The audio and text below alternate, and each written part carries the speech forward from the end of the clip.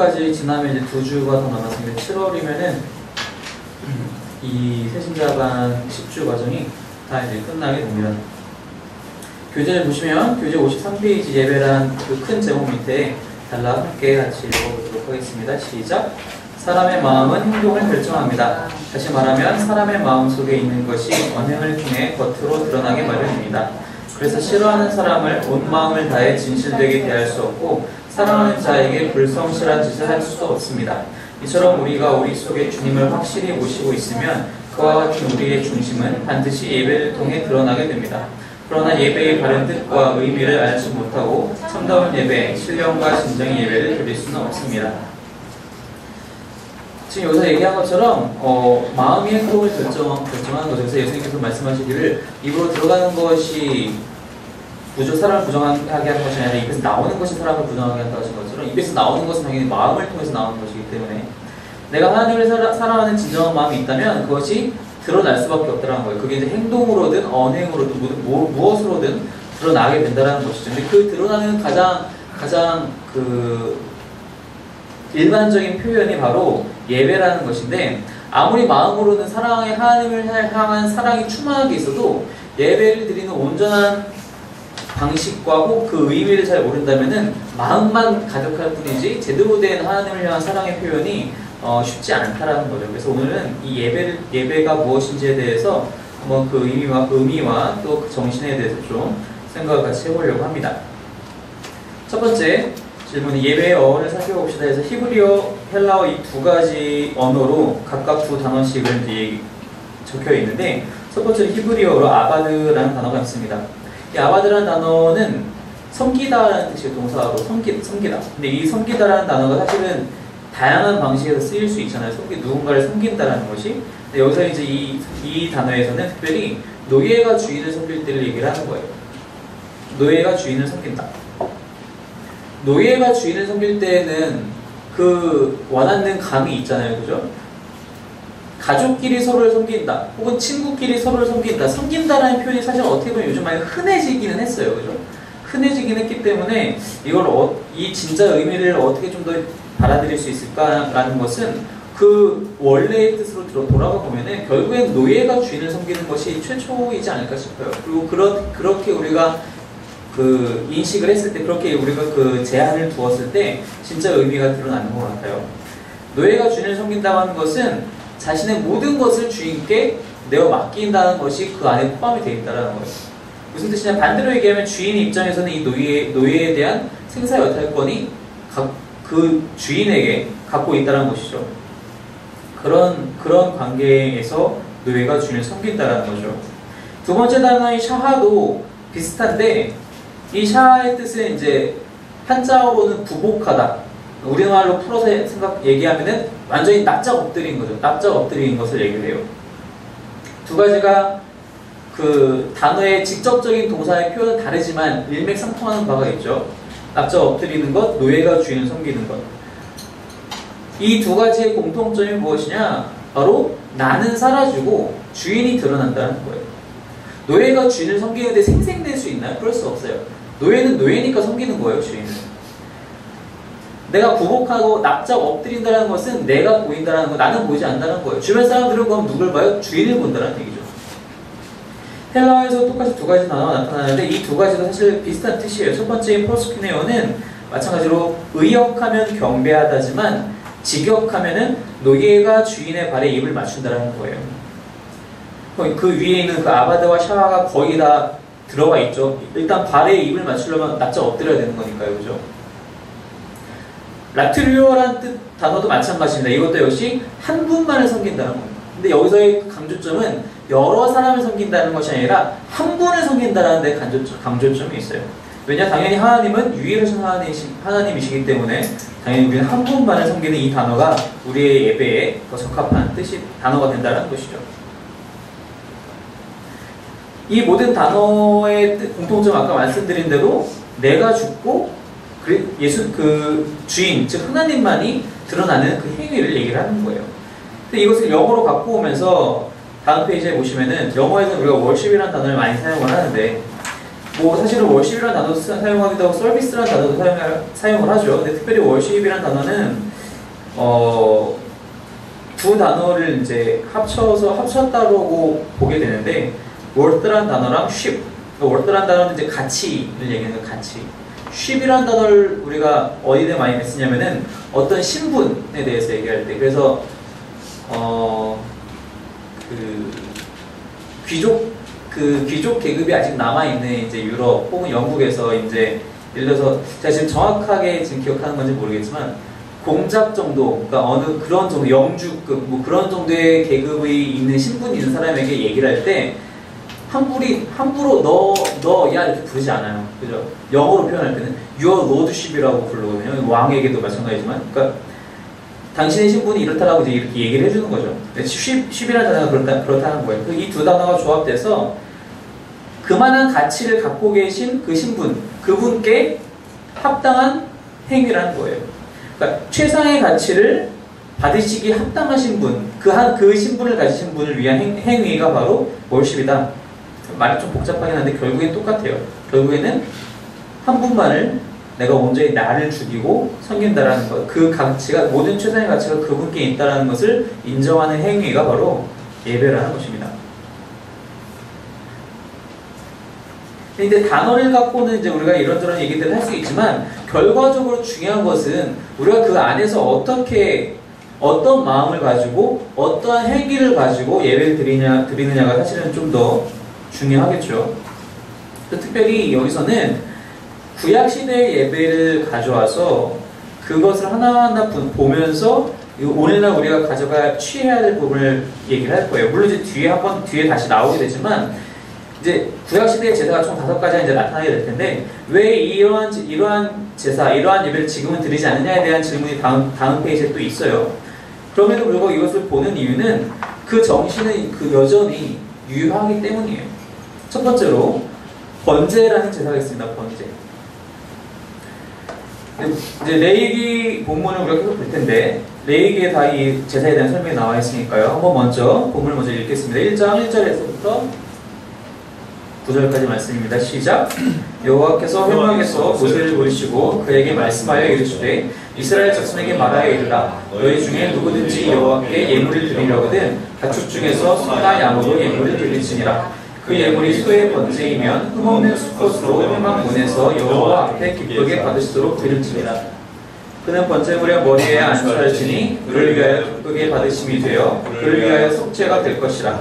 그는 여호와 앞에서 그 수송아지를 잡을 것이요 아론의 자손 제사장들은 그 피를 가져다가 회막문 앞 제단 사방에 뿌릴 것이며 그는 또 그 번제물의 가죽을 벗기고 각을 뜰 것이요 제사장 아론의 자손들은 제단 위에 불을 붙이고 불 위에 나무를 올려놓고 아론의 자손 제사장들은 그 뜬 각과 머리와 기름을 제단 위에 불 위에 있는 나무에 버려놓을 것이며 그 내장과 정강이를 물로 씻을 것이요 제사장은 그 전부를 제단 위에서 불살라 번제를 드릴지니 이는 화제라 여호와께 향기로운 냄새니라.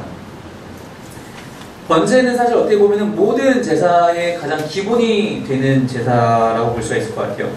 이 번제의 특징은 무엇이냐면은 지금 우리가 마지막 절 9절에서 읽은 것 같이 이는 화제라, 즉 불을 사용해서 드리는 제사예요. 즉 불로 사용해서 그 재물을 다 태워버린다는 거예요. 근데 태우는데 어떻게 태우느냐? 말 그대로 남김없이 태운다는 거예요. 남김없이 탈 수 있느냐? 탈 수 있어요. 그죠? 뭐 여기서 얘기하기는 조금 맞지 않을지 몰라도 우리가 장례식장 가면은 주로 요즘 화장 많이 하잖아요. 탈 것 같지 않아 보이지만 사람은 다 타요. 사실 하나도 남지 않게. 동물도 당연히 마찬가지죠. 다 타서 태워서 올려드리는 것이 바로 번제라는 겁니다. 이 번제는 그래서 기본이 되기도 하고, 그래서 이 다 남기시 태운다는 뜻은 그래서 나를 온전히 주님께 다 의탁하고 철저하게 드린다는 데 있다는 거죠. 이 번제의 기본 정신이 있는데 그 기본 정신은 무엇이냐면은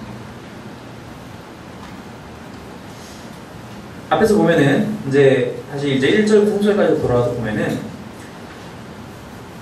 2절에 보니까 너희 중에 누구든지 여호와께 예물을 드리려거든 이렇게 처음에 이제 얘기를 하고 있어요. 누구든지, 즉 제사를 드리는 데 있어서 누구 하나 예외될 사람이 없다라는 겁니다.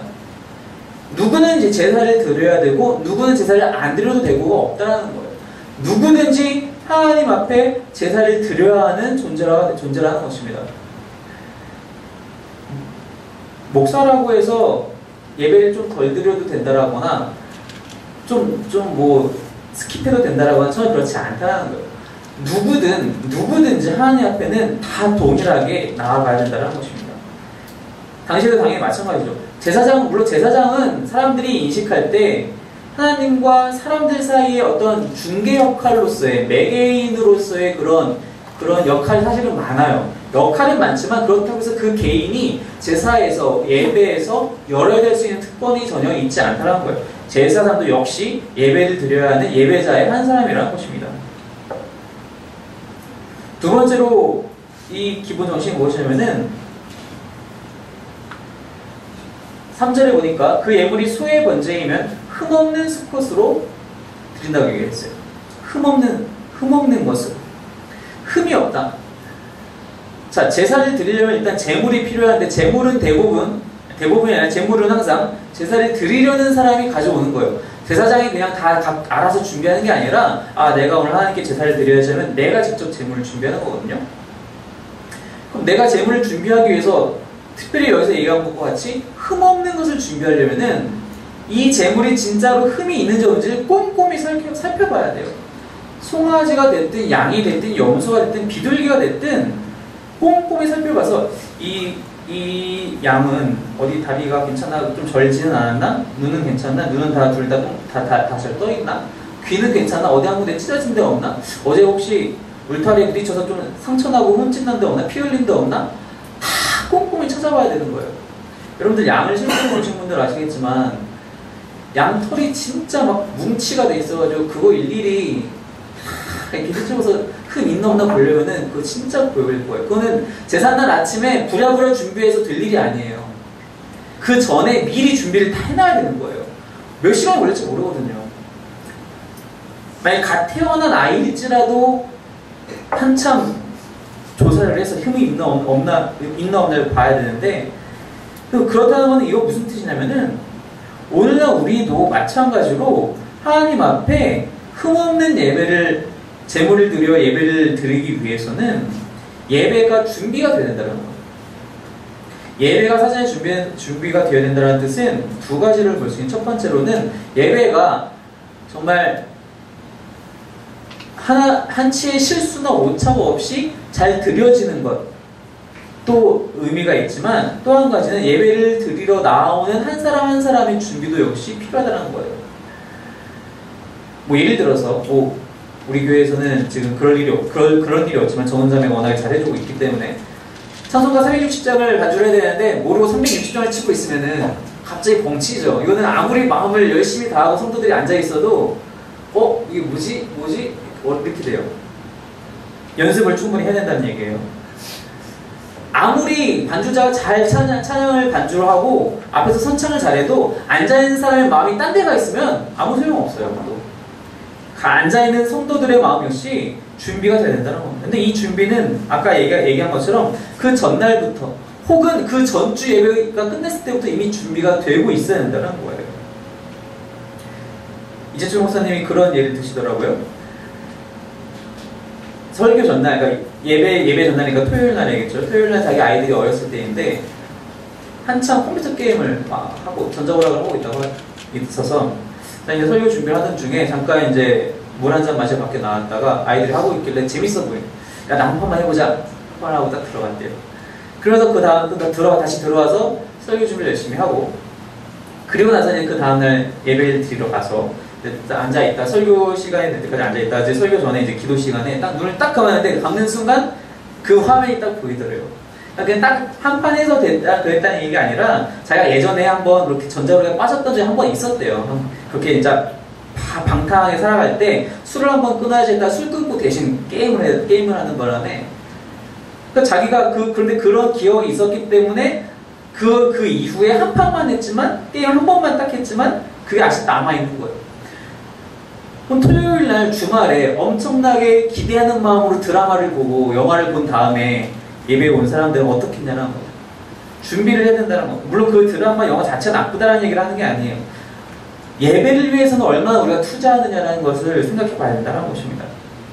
바로 그러한 의미에서의 흠없는 재물이 바로 이 번제의 기본 정신이라는 거죠. 또 한 가지는 무엇이냐?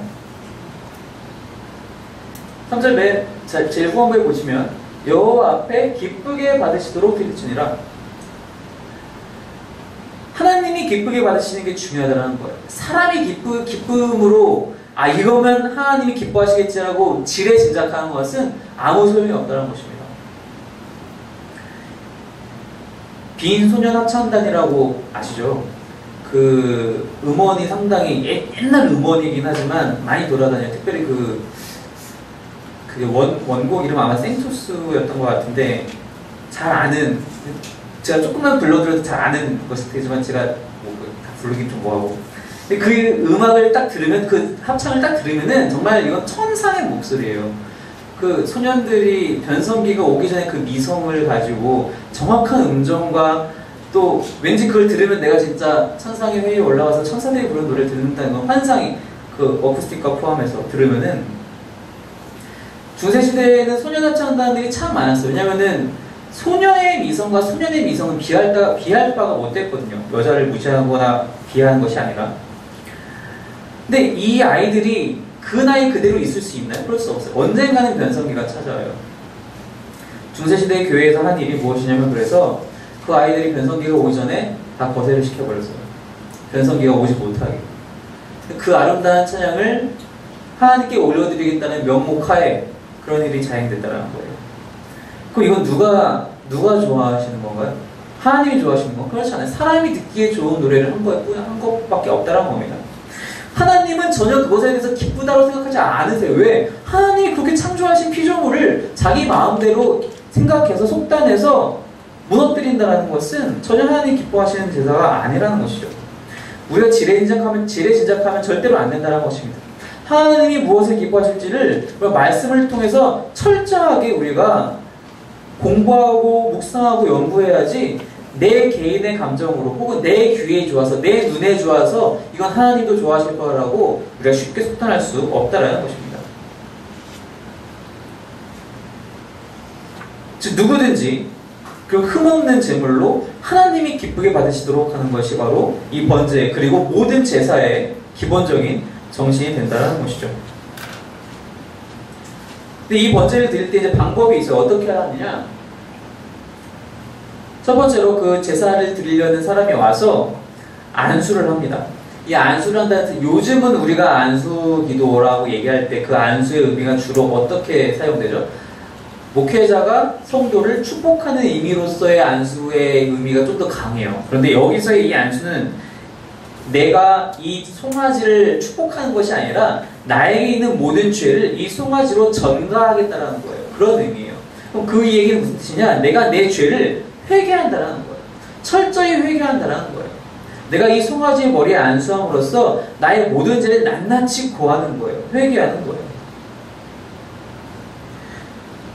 하나라도 남김없이 모든 것을 회개하는 것이 방식이라는 거예요.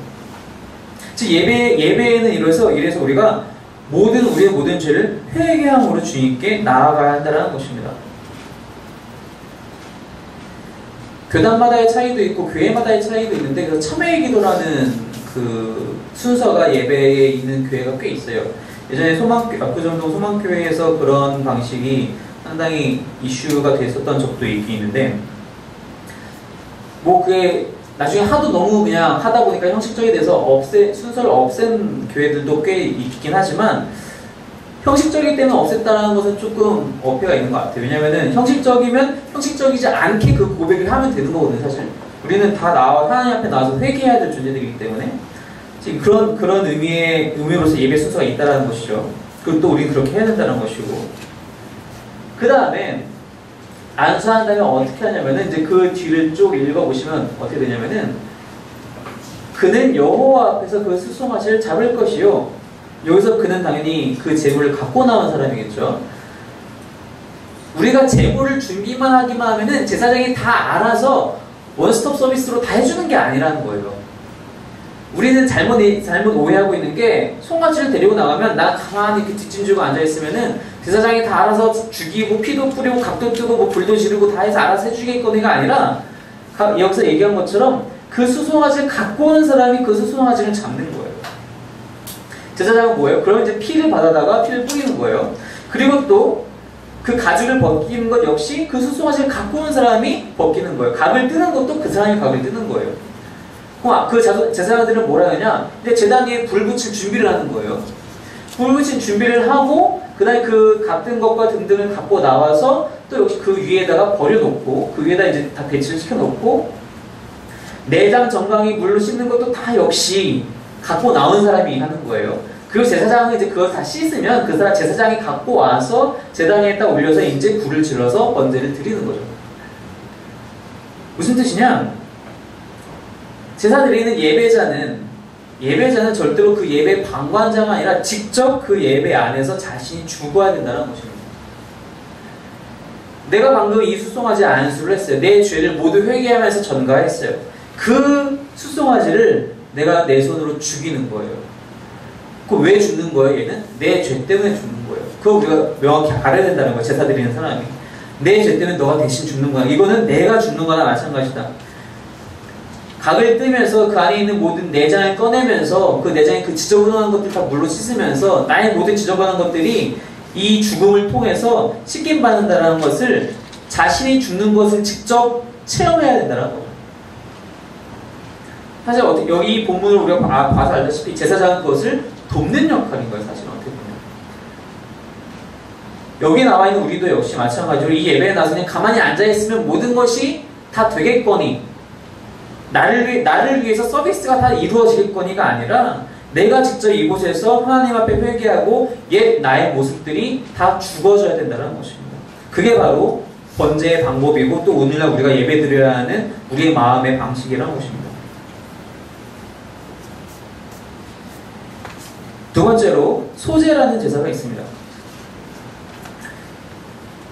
소제는 곡식으로 드린 제사인데 일단 레위기 본문 2장부터 함께 읽겠습니다. 시작! 누든지 소제의 예물을 여호와께 드리려거든 고운 가루로 예물을 삼아 그 위에 기름을 붓고 또 그 위에 유향을 놓아 아론의 자손 제사장들에게로 가져갈 것이요 제사장은 그 고운 가루 한 움큼과 기름과 그 모든 유향을 가져다가 기념물로 제단 위에서 불사를 지니 이는 화제라 여호와께 향기로운 냄새니라. 역시 불로 불사르긴 하지만 갖고 오는 제물의 종류가 달라요. 이것은 곡식을 가져와서 그 곡식을 빻아서 이제 드리는 거예요. 이 소제의 의미는 무엇이냐면은 하나님에 대한 헌신과 충성을 결단할 때 드리는 제사가 바로 이 소제예요. 근데 어떻게 드리느냐? 그 제물이 뭐지? 아까 얘기한 것처럼 곡식을 갖고 오는데 곡식을 그냥 갖고 오는 것이 아니라 고운 가루로 갈아서 갖고 오는 거예요. 이제 요즘 이제 여름에 이유식을 만드는 걸 옆에서 보면은 쌀을 그냥 해서는 잘 다 못 씹으니까 이가 별로 없으니까 믹서로 이제 갈아서 이제 주고요. 조금 갈아서 믹서로 갈아봐야 사실 잘 안 갈려요. 쌀알이라는 게 이제 물로 잘 불려놔야지 이제 좀 갈리고 그러는 거잖아요. 근데 그거를 고운 가루로 갈아야 돼요. 고운 가루로. 물론 당시에도 맷돌이 아마 있었을 거예요. 맷돌로 간다는데 모든 입자가 정말 곱게 갈려질 수 있나요? 그렇지 않아요. 그럼 사람의 손을 걸고 탈 수밖에 없다는 거예요. 그 곡물을 갈면서 나 자신이 갈려야 된다는 거예요. 하나님께 모든 헌신과 충성을 결단한다는 것은 나 자신이 역시 사라지고 그렇게 고운 가루와 마찬가지로 다 사라진다는 거예요. 그리고 기름과 유향을 같이 이제 드리는 거잖아요. 곡식만 드리는 것이 아니라 나의 가장 귀한 것으로 그렇게 헌신과 충성을 결단한다는 것입니다.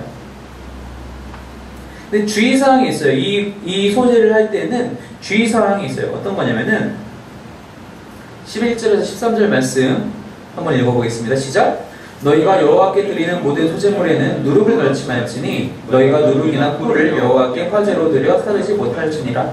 처음 익은 것으로는 그것을 여호와께 드릴지나 향기로운 냄새를 위하여는 제단에 올리지 말지며 내 모든 소제물에 소금을 치라. 내 하나님의 언약의 소금을 내 소제에 빼지 못할지니 내 모든 예물에 소금을 드릴지니라.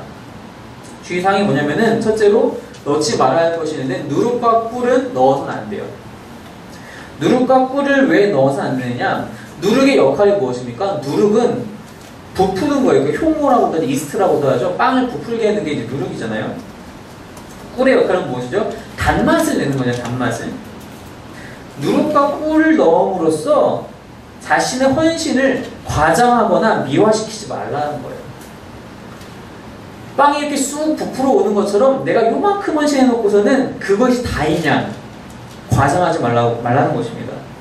꿀을 넣음으로써 그것을 달게 함으로써 내 헌신이 정말로 아름다운 것이냐 포장하지 말라는 겁니다. 사실 이런 사람들이 꽤 많이 있거든요. 뭐 예를 들면 이런 거예요. 한 교회에서 어려운 아이 학생한테 등록금 한번 한 학기 대줘놓고서 우리 교회가 걔 졸업시켰어. 말도 안 되죠.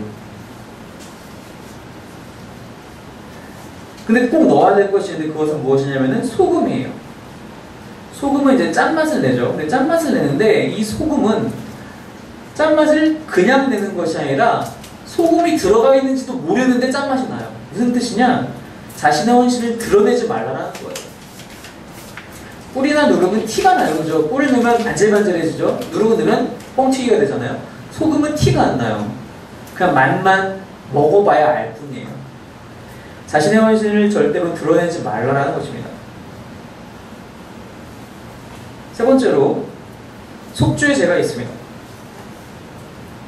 속죄제는 범죄, 사람이 지은 죄에 대해서 죄를 속하기 위한 제사인데 특별히 이 속죄제는 돌이킬 수 없는 죄에 대해서 속죄하기 위한 것이 이 속죄제예요. 본문을 먼저 같이 읽겠습니다. 4장 말씀 시작. 만일 평민의 한 사람이 여호와의 계명 중 하나라도 부지 중에 범하여 허물이 있었는데 그가 범한 죄를 누가 그에게 깨우쳐주면 그는 흠없는 아벨소를 끌고 와서 그 범한 죄로 말미암아 그것을 예물로 삼아 그 속죄 제물에 머리에 안수하고 그 제물을 번제물을 잡는 곳에서 잡을 것이요 제사장은 손가락으로 번제단 뿔들을 바르고 그 뿔을 전부를 제단 밑에 쏟고 그 모든 기름을 화목제물의 기름을 떼어낸 것 같이 떼어내 제단 위에서 불살라 여호와께 향기롭게 하시니 제사장이 그를 위하여 속죄한즉 그가 사함을 받으리라.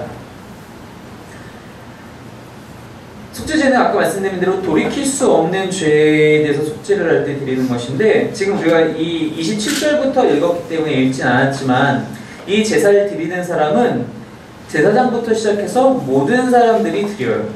그러니까 그 4장 본문을 다 읽어보시면 제사장이 죄를 지을 때는 어떻게, 온 회중이, 이스라엘 온 회중이 죄를 지을 때는 어떻게, 족장이 죄를 지을 때는 어떻게, 그중에 우리가 방금 27절에 읽은 것처럼 평민의 한 사람이 죄를 지었을 때는 어떻게, 그 방식이 다 나오게 돼요. 무슨 뜻이냐? 죄를 지는 것은 아까 예배 드리는 대상이 예배를 드려야 하는 사람이 다 차별이 없었던 것과 마찬가지로 속죄를 받아야 될 사람들 역시 차별이 없다는 겁니다. 성직자도 예외가 될 수 없고 교회도 예외가 될 수 없고 지도자도 예외가 될 수 없으면 개인도 역시 속죄의 대상에서는 예외가 될 수 없다는 것입니다. 모두가 죄를 짓는 죄인이기 때문입니다. 언제 이 속죄제를 드려야 되느냐? 27절 말씀에 보면은 부지 중에 이제 이 죄를 지어서 허물이 있었는데 28절에 그가 범한 죄를 누가 그에게 깨우쳐 주면 지금 몰랐단 말이에요. 근데 누가 와서 너 죄 졌어 라고 얘기하면 내가 이제 나 죄 졌구나를 깨닫게 되잖아요. 그 즉시 드리는 거예요. 지체하지 않고 드리는 것이 속죄제예요. 내가 죄를 지었다는 것을 깨닫는 즉시. 나중에 다시 보겠지만 잘하는 사람이 있죠. 다윗이 나단의 지적을 받자마자 바로 깨우치죠. 회개하죠. 근데 어떻게 하느냐? 마찬가지죠. 번제와 거의 비슷해요. 안수하는 것과 직접 잡는 것. 번제에서 얘기를 했었는데 속죄제는 어쨌든 속죄는 말 그대로 죄를 속하게 하는 것이고 죄를 속해야 되는 것의 필수 사항은 회개예요. 회개. 내가 진짜 안수할 때 내 입술로 내 죄를 고백하는 거예요. 하나님, 제가 이런 죄도 졌고 이런 죄도 졌고 이런 죄도 졌고 이런 죄도 졌습니다. 입술로 고백하고 직접 그 재물을 죽이잖아요. 그 입술로의 고백으로 끝나는 것이 아니라 삶의 행동으로서 실천이 있어야 된다는 것입니다. 나 자신이 진짜 죽어지는 실천이 있어야 된다는 거예요.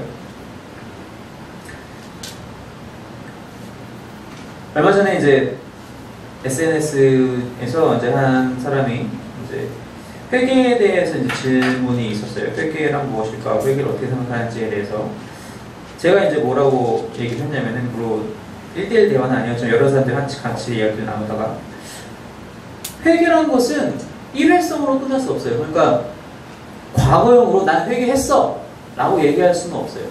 무슨 의미냐면은 나는 지금도 회개하는 중이야가 좀 더 이 의미가 맞는 것 같아요. 내가 과거에 했다라고 표현할 때는 이미 그 사건이 나에게서 끝나는 거예요. 근데 그게 끝날 수 있나요? 내가 그때 한번 죄를 졌다고 해서 그 죄를 다시는 지금 안 짓고 살고 있나요? 그랬다면 정말 할렐루야 아멘이죠. 정말 감사한 일이죠. 그런데 많은 사람들은 그렇지 못해요. 한번 지은 죄를 여전히 짓게 되는 경우가 상당수예요. 그렇기 때문에 그 회개, 진짜 회개라는 것은 제 생각에는 날마다 그 죄와 싸워야 되는 거예요. 날마다 그 죄 앞에서 내 옛 모습이 죽어져야 되는, 나의 죄성이 죽어져야 되는 거예요. 예전에도 제가 한번 그런 얘기를 한 적이 있는데, 알코올 중독자는 술을 끊었다라고 얘기할 수가 없어요. 오늘도 안 마신 거예요. 내일 한 잔 마시면 그게 한 잔이 12잔이 될지 아무도 알 수 없거든요. 즉 그것은 끊임없이 날마다 싸워가는 중이거든요. 회개 역시 날마다 그렇게 우리의 삶의 실천이 지속적으로 반복되지 않으면 그것을 우리가 회개라고 할 수 없다는 것입니다.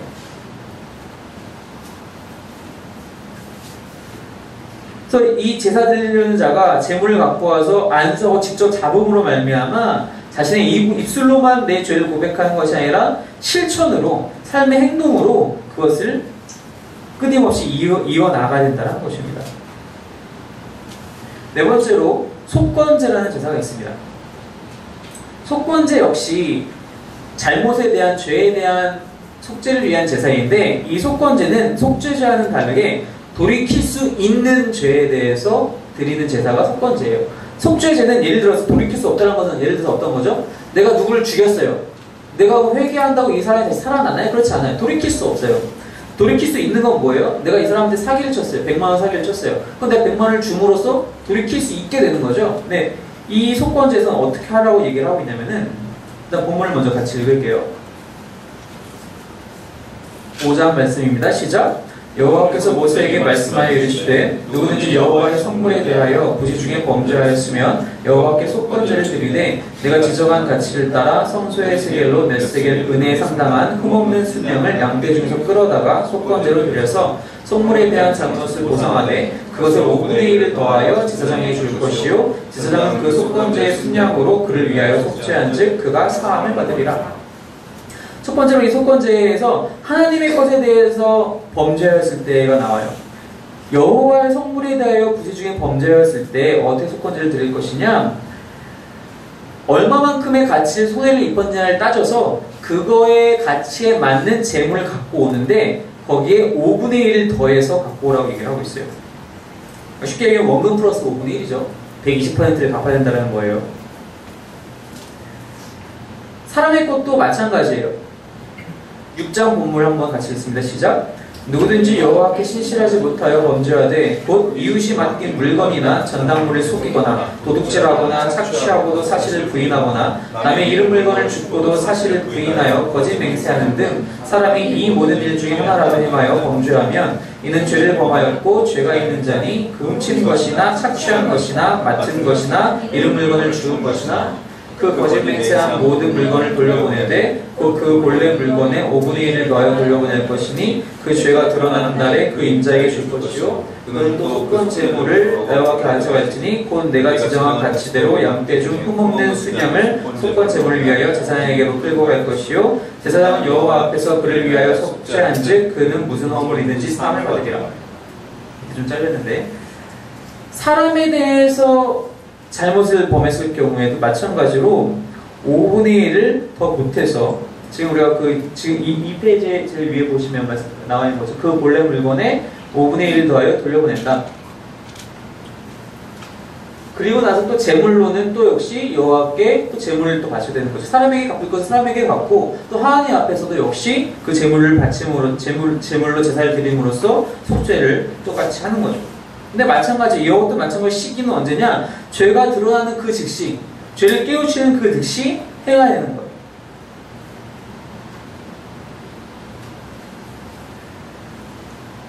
그러면 여기서 이제 몇 가지 우리 생각해 봐야 될 것이 있는데, 아까도 얘기했지만 아직까지 이러한 제사의 방식은 유효한 것인가? 라고 얘기했을 때 당연히 우리는 유효하다라고 얘기할 수밖에 없죠. 왜냐? 물론 지금 우리가 다른 사람 등쳐먹었다고 해서 양이나 소를 잡지는 않아요. 왜냐하면 제사법 자체는 예수 그리스도의 그 십자가 사역으로 말미암아 해결이 됐어요. 우리가 그거는 이제 큰 3번 질문에 가서 이제 성경 구절을 직접 볼 텐데, 제사법은 폐지가 되었지만 그 정신이 아직 유효하다라는 거예요. 그 정신이 유효하다는 무슨 뜻이에요? 내가 만약에 누군가에게 100만 원 손해를 입었으면 가서 100만 원 갚는 건 당연한 거고, 그 사람이 받았을 피해 없이, 여러 가지 피해 없이 우리가 감당해야 할 수 있어야 된다는 거예요. 그게 꼭 120만 원이 됐든 130만 원이 됐든 140만 원이 됐든 그거는 모르겠어요. 하지만 그 정신은 우리가 그대로 우리가 유효하고 그대로 행해야 된다는 거죠. 하고 싶어요. 근데 할 수 없는 사람들도 간혹 있어요. 누군가에게 보증을 부탁하고 사업이 잘 안 돼서 도망가는 사람이, 정말 도망가고 싶어서 도망가는 사람이 얼마나 많이 있겠어요. 갚고 싶지만 못 갚는 사람들도 많이 있을 거란 말이죠. 그럼 어떻게 해야 되느냐? 갚는 것이 중요할 수도 있지만 용서를 구하는 것이 더 중요할 수도 있어요. 보증 때문에 많은 피해를 보신 분들을 좀 옆에서 봐왔는데, 돈 갚는 것 자체는 사실 문제가 안 돼요. 여기서 문제가 안 된다는 건 돈이 많기 때문에 갚는 게 문제가 안 된다는 얘기 아니에요. 당연히 힘들죠. 대신 갚아야 된다는 마음이 얼마나 아프겠어요. 근데 마음이 정말 아픈 거예요. 돈 갚는 것도 힘들지만 이거를 이 사람 때문에, 믿었던 그 사람 때문에 해야 된다는 그 사실이 마음이 정말로 아픈 거거든요. 그 사람한테 찾아가서 용서를 구하는 것이 더 중요하다는 거예요. 내가 지금 갚을 돈이 하나도 없음에도 불구하고 찾아가서 용서를 구하는 것이 중요하다는 것입니다. 왜? 돈이 중요한 게 아니라 사람과의 관계가 중요하기 때문에 그렇습니다. 하지만 내가 너무 이 죄를 너무 늦게 깨달아서 이렇게 갚아야 될 대상이 살아왔다면 어떻게 되느냐? 민수기 본문에서 이렇게 이제 이야기를 합니다.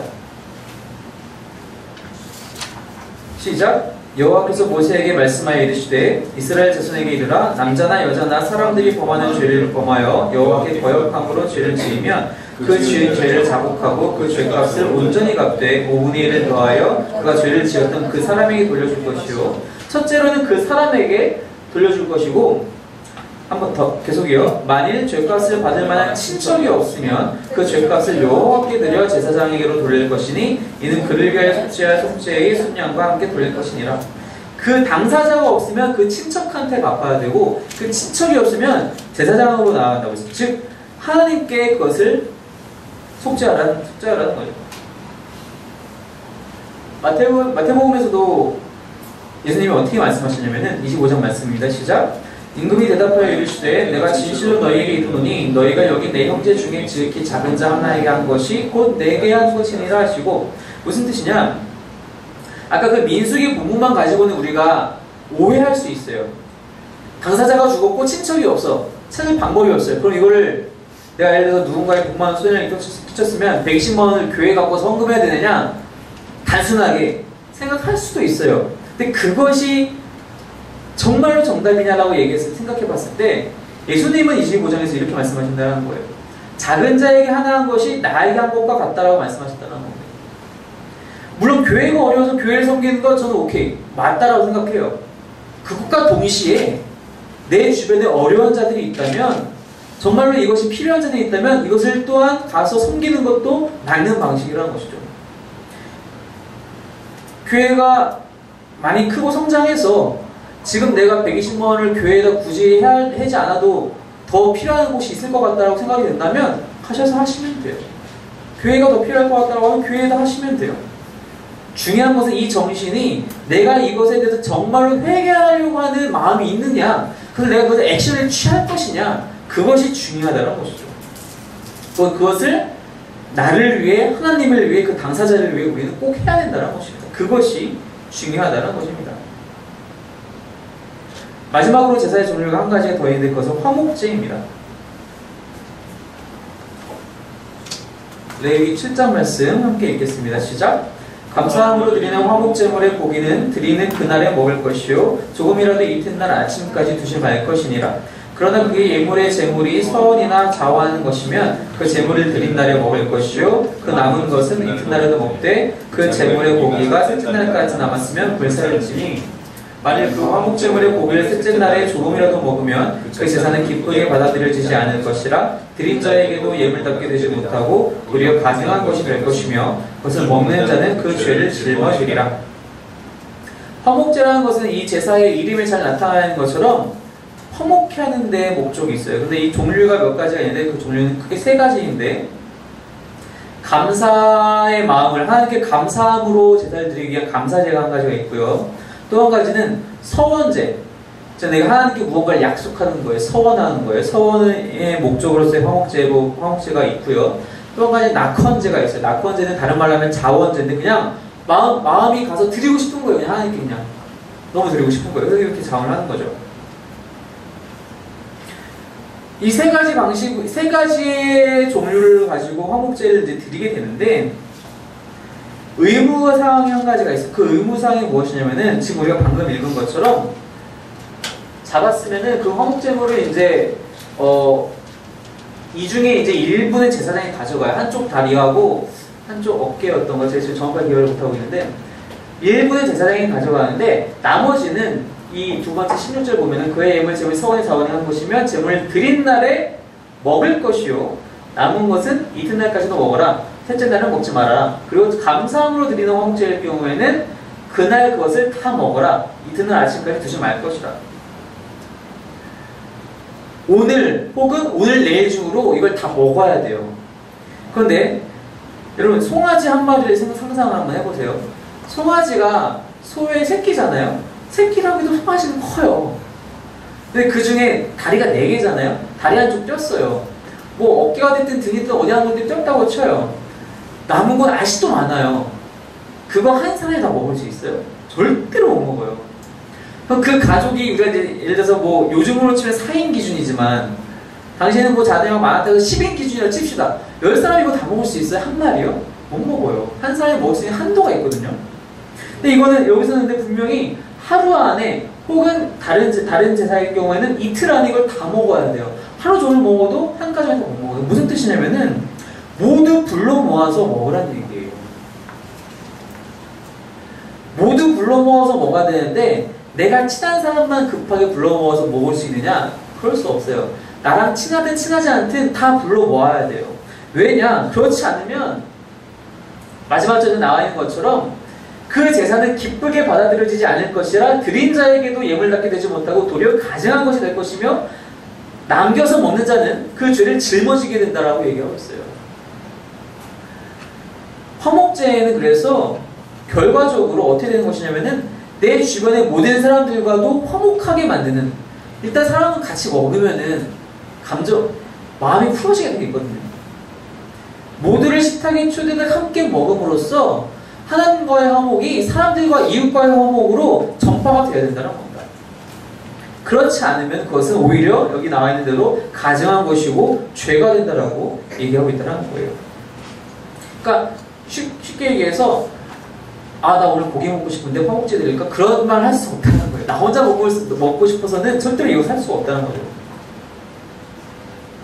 5가지 제사를 통해서 우리가 예배의 성격에 대해서 알아봤는데 왜 그럼 우리는 지금 이렇게 구약과서 예배를 드리지 않느냐?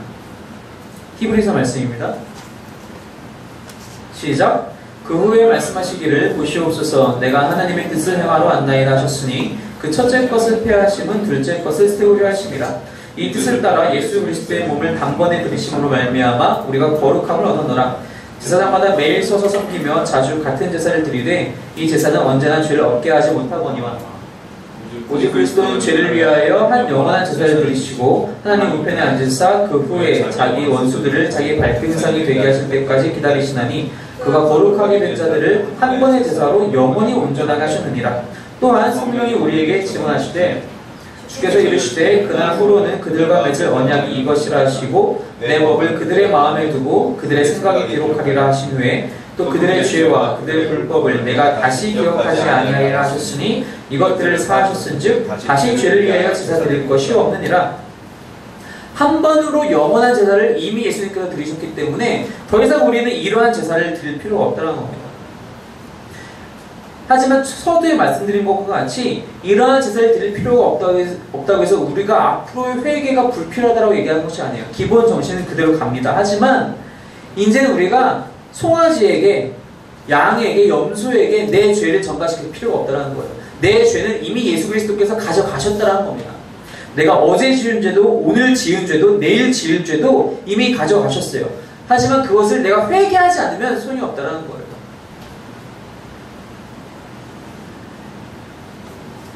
사람이 드린 제사는, 이 구약시대의 이 모든 제사는 모델에 불과하다는 거예요. 앞으로 예수가, 나의 아들 예수가 와서 너희를 위해서 이렇게 할 것인데 너희는 지금 이 구약의 이 제사법을 통해서 어떻게 너희의 죄가 속하여지는지를 배워라 라는 하나님의 가르침이라는 겁니다.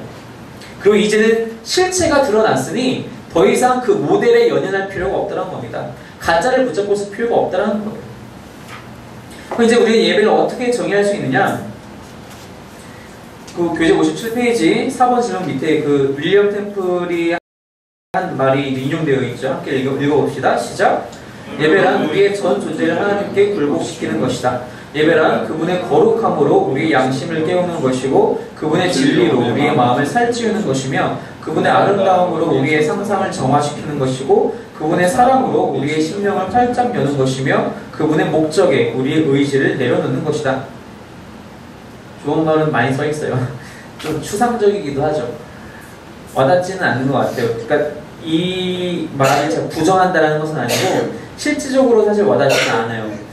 뭐 그렇다고 해서 제가 지금 말씀드릴 이재철 목사님의 정의도 어떻게 보면 추상적일 수는 있어요. 한번 먼저 들어보세요. 첫 번째로 예배는 하나님과의 만남이다. 그죠? 우리가 하나님을 만나게 되죠. 예배 가운데. 두 번째로 예배는 하나님의 말씀에 대한 굴복이다. 그죠? 우리가 하나님의 말씀을 예배 가운데 듣게 되면서 그 말씀에 온전히 순종하는 것, 즉 굴복하는 것이 예배이죠. 세 번째로 예배는 하나님의 터치를 경험하는 것이다. 하나님의 터치를 경험한다는 것은 어떤 신비주의적인 얘기를 하는 것이 아니라 예배 가운데 하나님이 우리의 마음을 분명히 움직이실 때가 있다는 거예요. 또한 네 번째로 예배란 적용과 실천으로 마무리된다. 그죠? 예배가 예배에서 멈추지 않고 문 밖을 나갔을 때 나의 삶이 훈련 가운데 바뀌는 것이 그 예배가 완성되는 것이겠죠. 지금 제가 아까 말씀드린 대로 이 네 가지 예배에 대한 정의도 우리가 쉽게 와닿지 않는 이유 중에 하나는 우리가 그 예배대로 드리고 있지 않기 때문인 이유가 상당히 많이 차지해요. 우리가 정말 이렇게 예배를 드리고 있으면 이게 다 와닿을 수밖에 없지만 와닿지 않는 이유는 이렇게 정말로 예배드리지 못하는 경우가 꽤 있기 때문에 그렇습니다. 5번 질문에 교회의 주보를 살펴보는 그것이 있는데 한번 보시면 아시겠지만 우리 교회 오전 예배 순서가 우리가 다들 아시다시피 이제 다 같이 찬양을 하고 또 이제 또 개회 찬송을 부르죠. 우리가 하나님께 이렇게 올려드리죠. 찬송을. 그리고 목사님이 이제 여기서 그 예배에 부르는 그 성부를 이제 읽으시잖아요. 그냥 아무거나 잡히는 대로 슬슬 읽으시는 게 아니거든요. 다 이제 이유가 있어서 이제 그 말씀들을 다 말씀이란 말 그대로 하나님 우리 가운데 주시는 말씀들로 주로 우리 그 예배 부름에서 나타나게 돼요. 하나님 우리에게 말씀을 주세요. 우리한테 알려주시는 거예요. 보여주시는 거예요. 그리고 우린 또 찬양으로 하나님께 올려드리죠. 또 우리가 신앙을 또 고백하고 또 기도를 합니다. 하나님께 우리의 모든 기도와 내용들을 드리죠. 또 하나님이 또 교동문도 여기서 마찬가지로 왔다 갔다 또 우리가 설교를 통해서 말씀을 듣고 또 우리가 응답의 찬양을 또 함께하고 또 봉헌으로 우리의 것을 드리고 또 축도는 목사님 개인이 하는 것이 아니라 하나님께서 목사님을 통해서 목회자를 통해서 축복을 우리 가운데 흘려주시는 것이죠. 또 우리는 그것에 대해서 또 성령으로 또 화답을 하죠. 즉 예배라는 것은 상호 커뮤니케이션이 된다는 거. 하나님과의 상호 커뮤니케이션이라는 거예요. 하나님만 일방적으로 말씀하시는 것도 아니고 사람만 일방적으로 떠드는 것도 아니고 서로 간에 말 그대로의 상호 대화가 된다는 겁니다. 그러니까 만남이라는 거죠.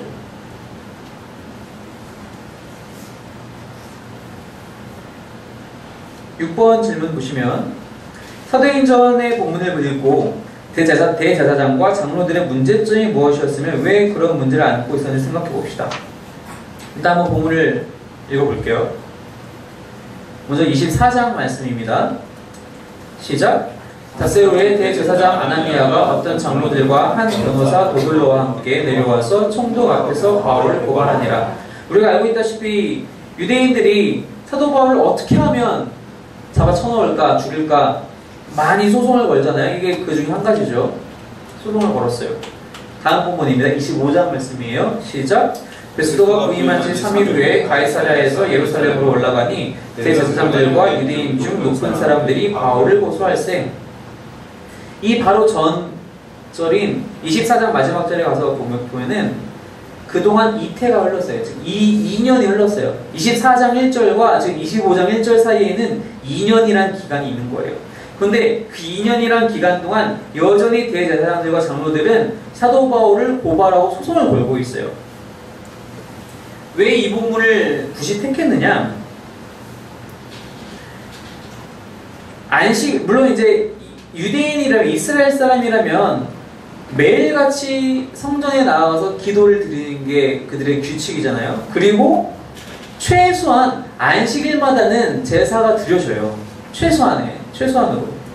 그런데 안식일이라면 한 주에 한 번 있는 거니까 2년 동안 이 사람들도 제사장이고 장로들이면 당연히 이 모든 제사에 참석했을 때고 자기가 직접 제물을 들고 와서 제사를 드렸을 텐데 2년 동안 일주일에 한 번씩이면 100번이란 말이에요. 최소 100번이라는 얘기예요. 100번의 예배를 드리는 동안 하나님이 이들에게 주시는 어떠한 말씀도 듣지 않았다는 거예요. 자기 할 것만 가져간 거예요.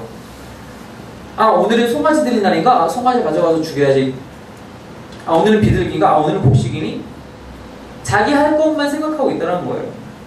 예배 가운데 이들이 변화되지가 않았다는 겁니다. 그러니까 2년 동안 여전히 하나님의 뜻을 알지 못하고 어떻게 하면 사도 바울을 죽일까 그 생각만 계속 하고 있다는 거예요. 자신이 죽는 제사, 우리가 아까 번제에 대해서 얘기를 하면서 자기가 직접 그 제물을 잡아 죽이면서 나 자신이 죽어야 되는데 제사 안에서 이들은 전혀 그렇지 않았다는 거죠. 또 이들은 그 하나님이 주시는 말씀대로의 삶을 적용하지도 않고 훈련하지도 않고 실천하지도 않았다는 겁니다. 2년 동안.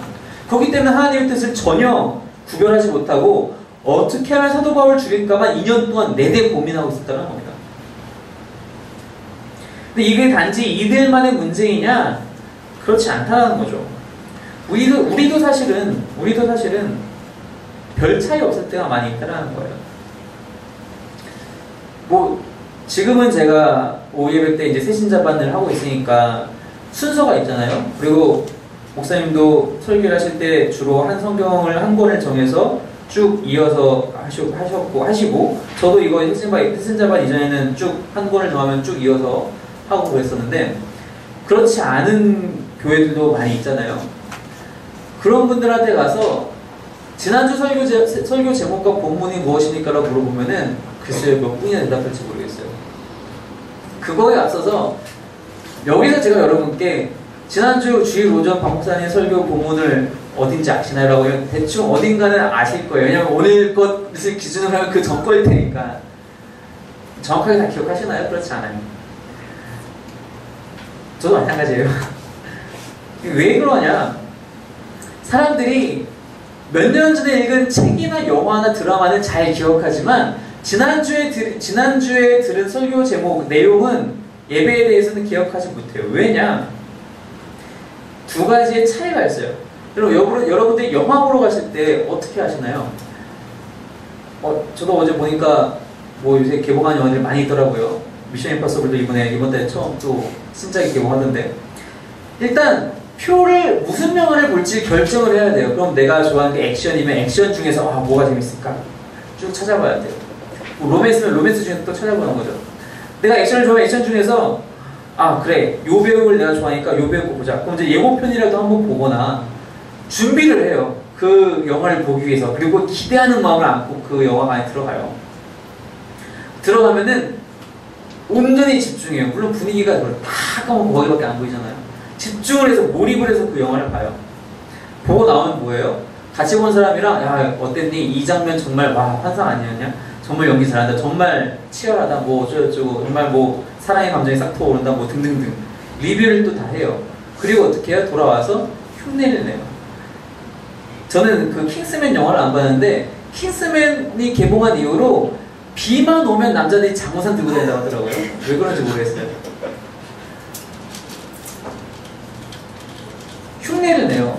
근데 우리가 예배 드릴 때 이게 있어요? 없어요? 예배 전에 준비하고 기대된 마음으로 와서 집중, 몰입해서 말씀과 찬양과 기도에 집중해서 끝나면 집에 가면서 같이 예배드린 지체하고 가족들과 오늘 말씀 가운데 이게 참 은혜였고 나는 이 부분을 더 훈련해야 될 것 같아.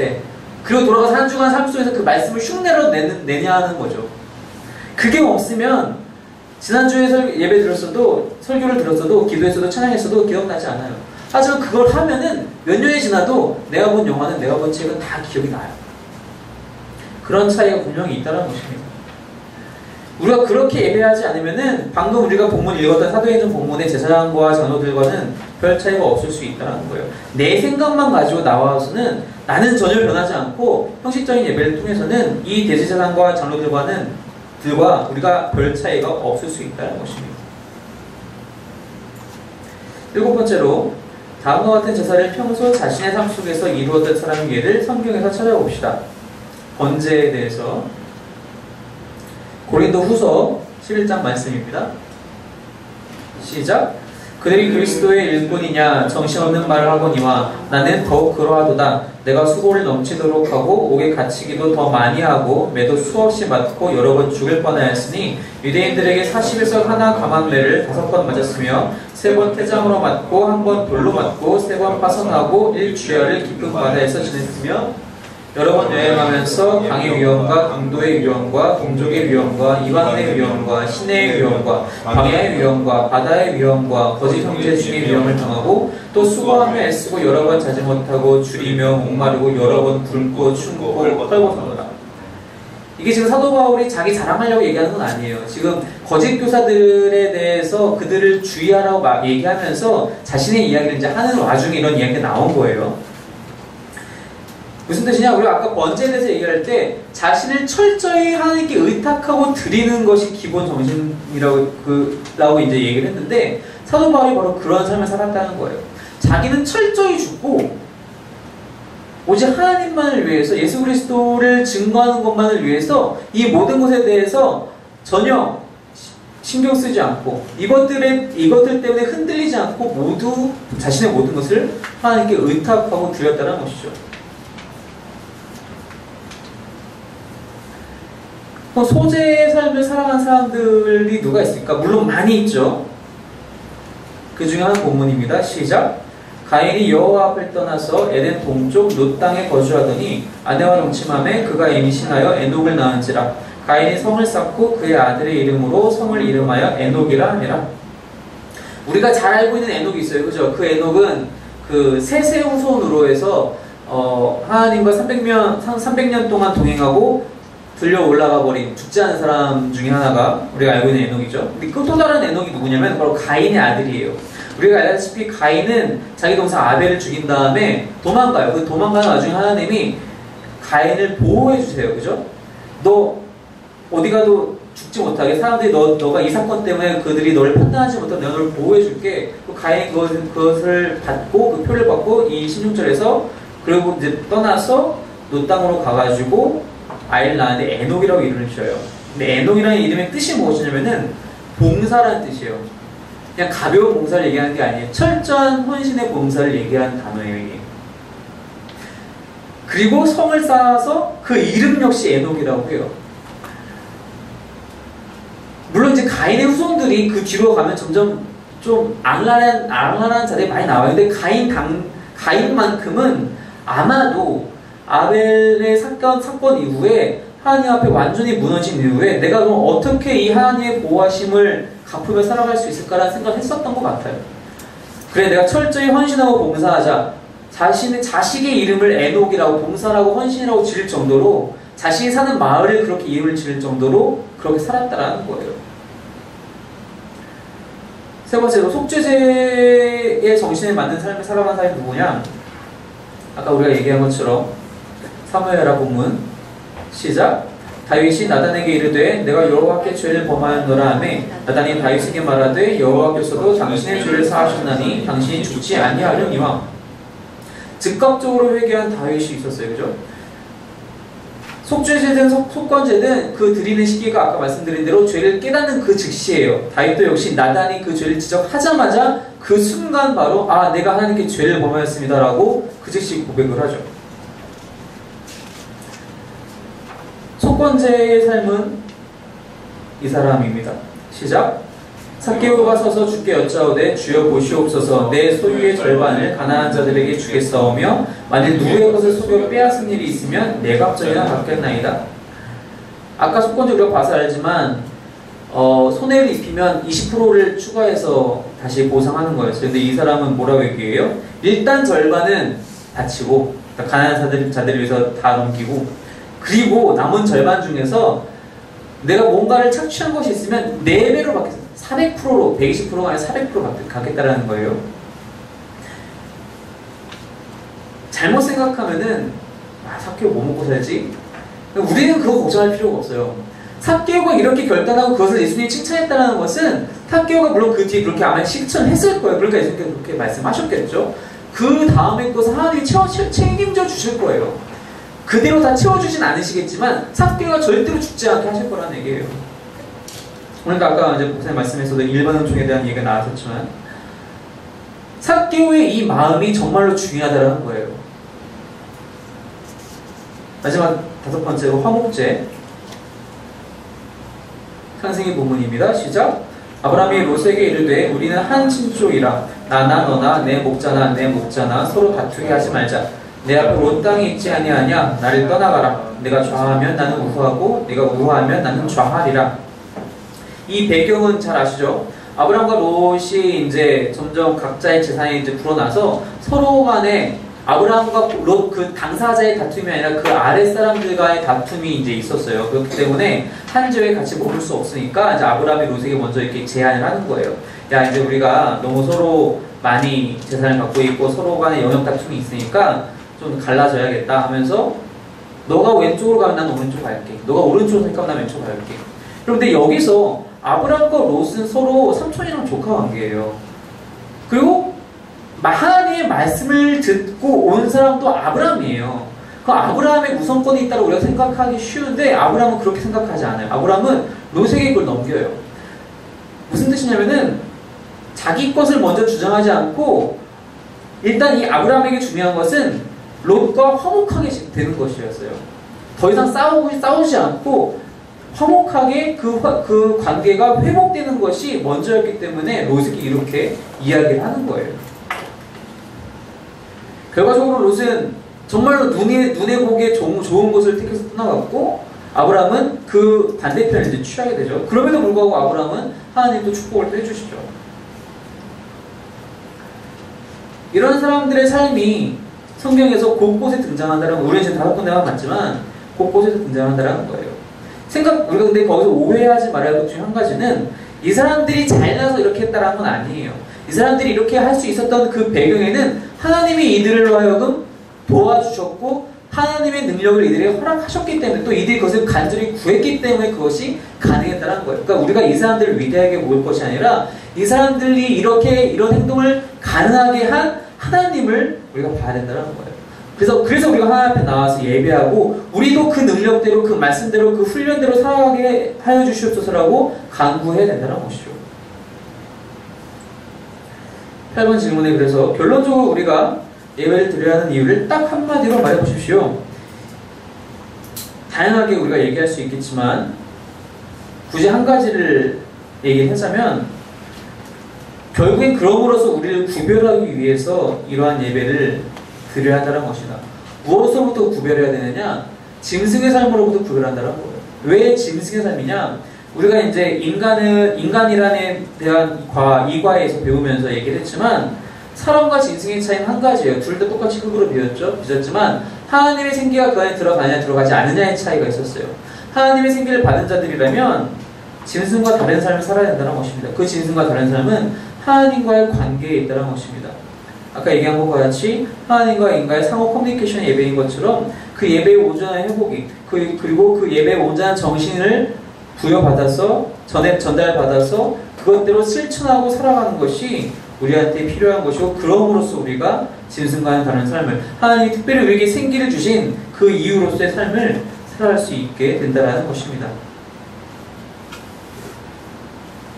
마지막 질문이 개선되어야 될 점에 대해서는 각자가 한번 곰곰이 고민해 보시면서 특별히 삶의 예배에 대해서 우리가 정말로 삶의 예배를 드리고 있는가, 나중에 언젠가 다시 한번 얘기할 기회가 있긴 하겠지만 삶의 예배를 직장인들 혹은 이제 일을 하시는 분들에게 얘기할 때 잘못 생각하시는 것 중에 한 가지가 뭐냐면은 내가 열심히 돈 벌어서 그걸로 헌금하겠습니다. 아니에요. 그거는 삶의 예배가 절대로 아닙니다. 내가 하는 일 자체를 통해서 하나님의 영광이 드러날 수 있어야 된다는 거예요. 그 돈을 많이 벌고 못 벌고가 중요한 게 아니에요. 내 삶의 예배에 대해서 우리가 다시 한번 좀 고민을 해봐야 된다는 거예요. 학생은 학생으로서의, 가정에서는 가정에서로서의, 직장인들은 혹은 다른 사회인들은 그 위치에서의 삶의 예배를 충분히 고민해 보시는 한 주간의 삶이, 그래서 실천하시고 또 끊임없이 훈련하시는 저와 여러분이 되시기를 주님의 이름으로 축원합니다. 우리 함께 찬양하면서 또 기도 고백하면서 이렇게 나가겠습니다.